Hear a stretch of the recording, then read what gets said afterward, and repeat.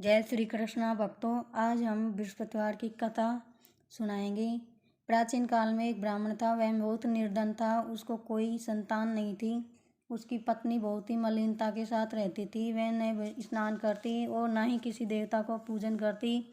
इससे ब्राह्मण देवता बड़े दुखी थे। बेचारे बहुत कुछ कहते किंतु उसका परिणाम नहीं निकलता। भगवान की कृपा से ब्राह्मण की स्त्री को एक कन्या रूपी रतन पैदा हुआ। कन्या बड़ी होने पर प्रातः स्नान करके विष्णु भगवान का जाप करती। वह बृहस्पतिवार का व्रत करने लगी। अपने पूजन पाठ को समाप्त करते स्कूल जाती और अपनी मुट्ठी में जौ भर के ले जाती। पाठशाला के मार्ग में ढोलती जाती। तब ये जौ स्वर्ण के हो जाते और लौटते समय उनको बीन कर घर ले आती थी। एक दिन वह बालिका सूप साफ कर रही थी तो उसके पिताजी ने देख लिया। पिताजी बोले, ये बेटी, सोने के जौ के लिए सोने का सूप होना चाहिए। दूसरे दिन बृहस्पतिवार का दिन था। इस कन्या ने व्रत रखा और बृहस्पति देव भगवान से प्रार्थना की, मैंने आपकी पूजा सच्चे मन से की हो तो मुझे सोने का सूप दे दो। बृहस्पति देव ने उसकी प्रार्थना स्वीकार कर ली। रोजाना की तरह वह कन्या जौ फैलाती हुई जाने लगी। तब लौटकर जौ बीन रही थी तो बृहस्पति देव की कृपा से उसको सोने का सूप मिला, जिसे वह घर ले आई और उसमें जौ साफ करने लगी।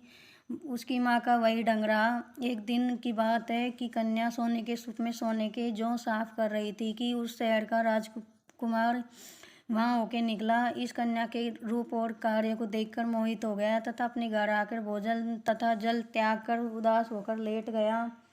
राजा को इस बात का पता लगा तो प्रधानमंत्री के साथ उसके घर पर गए और बोले, ये बेटा, तुम्हें किसी बात का कष्ट है, किसी ने तुम्हें अपमान किया है अथवा कोई कारण हो सो कहो, मैं वही कार्य करूँगा जिससे तुम्हें प्रसन्नता हो।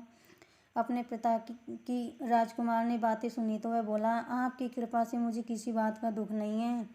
किसी ने मेरा अपमान नहीं किया, परंतु मैं वह लड़की से विवाह करना चाहता हूँ जो सोने के जौ साफ कर रही थी।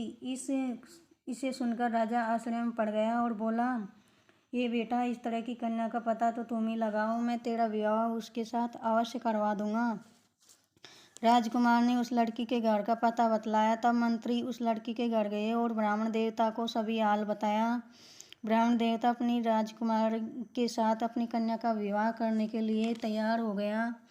विधि विधान अनुसार ब्राह्मण की कन्या का विवाह राजकुमार के साथ हो गया। कन्या के घर से जाते ही पहले की भांति उसके घर में गरीबी का निवास छा गया। एक दिन दुखी होकर ब्राह्मण देवता अपनी पुत्री के पास गए। बेटी ने पिता की दुखी हालत देखी और अपनी माँ का हाल पूछा। तब ब्राह्मण ने सभी हाल कहा। कन्या ने बहुत सा धन देकर पिता को विदा किया। इस तरह ब्राह्मण देवता के कुछ दिन सुखपूर्वक व्यतीत हुए। कुछ दिन बाद फिर वही हाल हो गया। ब्राह्मण फिर अपनी कन्या के यहाँ गया और सारा हाल कहा तो लड़की बोली, हे पिताजी, आप माताजी को यहाँ ले लाएं, मैं उसी विधि बता दूंगी जिससे गरीबी दूर हो जाएगी। वह ब्राह्मण देवता अपनी स्त्री को साथ लेकर पहुँचा तो बेटी अपनी माँ को समझाने लगी, माँ, तुम प्रातः स्नान करके विष्णु भगवान का पूजन किया करो जिससे गरीबी दूर हो जाएगी। परंतु उसकी माँ ने एक भी बात नहीं मानी और प्रातः उठकर अपनी पुत्री के बच्चों की जूठन खा गई। इससे उसकी पुत्री को बहुत गुस्सा आया और एक रात कोठड़ी से सभी सामान निकाल दिया और अपनी माँ को उसमें बंद कर दिया। प्रातः काल उसे निकाला और स्नान आदि कराया तो उसकी माँ की बुद्धि ठीक हो गई।